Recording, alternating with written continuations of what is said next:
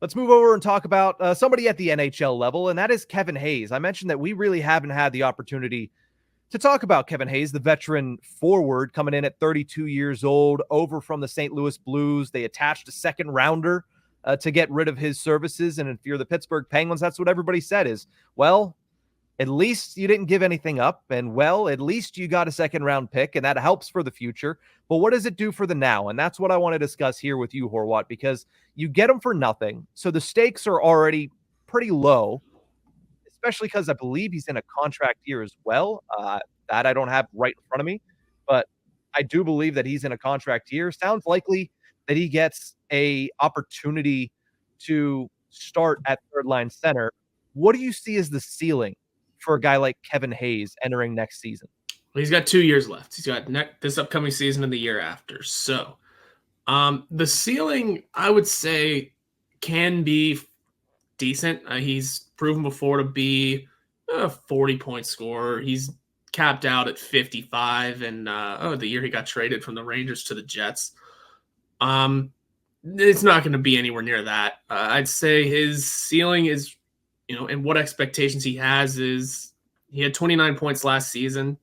More than that, get 30 plus, even in the position as third line center. I'm not worried about goal or assist split. Just sort of prove you can produce as the third line center, be a decent enough face for that, for the depth, because the Penguins' depth has needed help for ages now. And then play the defensive side of the puck, which should just be steady as normal for him. It's hard to really nail down and sort of say what's good or bad about playing defensive forward stuff without looking at analytics. But whenever he plays, it should be obvious what he can bring. I just say it in this answer for July 16th. For now, it is just the expectations are to play decent enough defensively and exceed 30 points this year to really show that this wasn't a total waste of a move, because yes, for future considerations, but 2 years left at 3 point something. It's already retained, but could that, people will discuss, could that 3 point whatever have been spent somewhere else? Yeah, and could they have potentially gotten a better option at third line center? Probably. Could they have gotten a better option where they also got a second round pick? No. And I think that's the one thing that you look at and is overwhelmingly positive from that move. But it is exactly what it looks to be. It is the move of a rebuilding team that needs to fill out a roster that has some capabilities, but also needs to not cost you all that much. And it didn't cost them anything in acquisition because they got it for future consideration. So essentially nothing. And then you get a second round pick, which is a massive piece to this.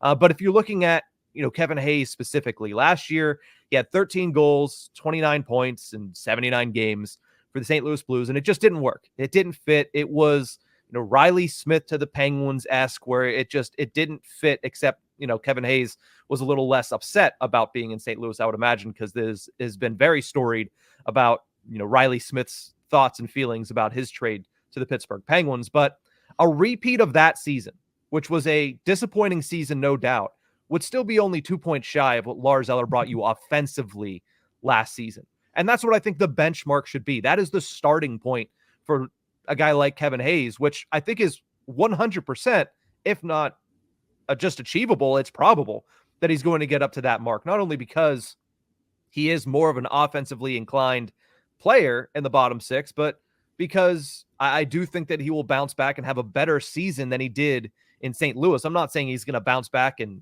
score career high, but I think when you're looking at the ceiling, it's 15 to 20 goals, which is where he's finished the last 5 years around, and 45 to 50 points. And that is, if you're getting that, which is a 20-point increase on Lars Eller on a year where the Penguins finished 3 points out of the playoffs, you're going to be happy with that result. Yeah, it's even 45 to 50 seems maybe not overkill, but quite high expectations. I know he's not far removed from a 54-point season, but it's just the way that was on a weirdly bad Philly team that he may not have had the greatest, palling around friendship with his teammates. But we'll see where things go.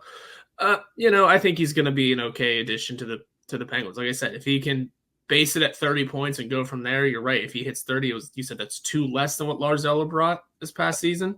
29 was 2 less. Lars Eller had 31 points. Yeah, 31. All right. So, yeah, if he can exceed what Lars Eller brought, that's the bare minimum. And that should be a pretty easy hurdle to clear.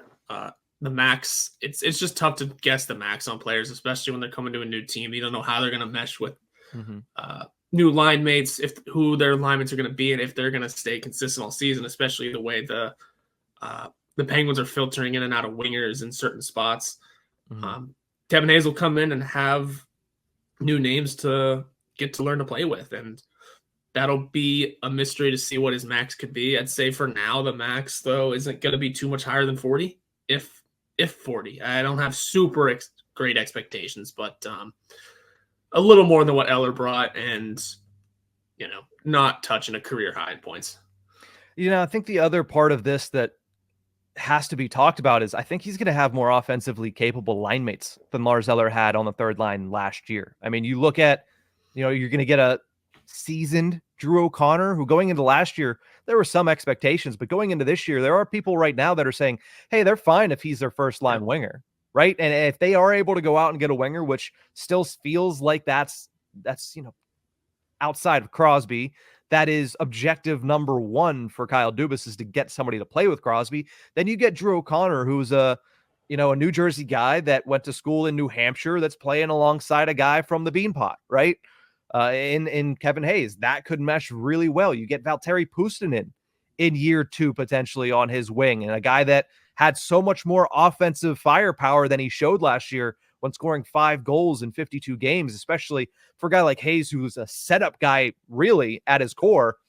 Getting the opportunity to play with a sniper like Puustinen, who is starting to get his feet underneath him at the NHL level. And if not, you got some high quality prospects. Koivunen has played against professionals over in Europe. What does he look like? Does Ponomarev, who I believe is a point per game player in his NHL career or something like that, he has like 1 point in 2 games or 2 points in 1 game, whatever it is, but a high talent player.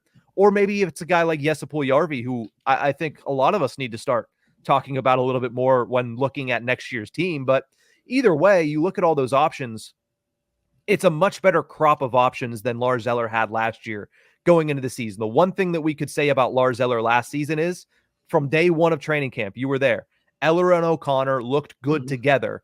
And that was O'Connor before he went on this breakout season. And now, as you saw towards the end of the year, knows how to finish his opportunities more. He always had that forechecking ability. He always had that kind of overall game, that physicality that he likes to bring, but it was the finishing ability that escaped him throughout much of the season. He found that at the end of the year, and he carries that into this year. And I think that's going to be a big help if he's playing on a line with Kevin Hayes. Now, obviously, it's a huge help if he's playing with Crosby, but I think it helps if he's playing with Hayes as well.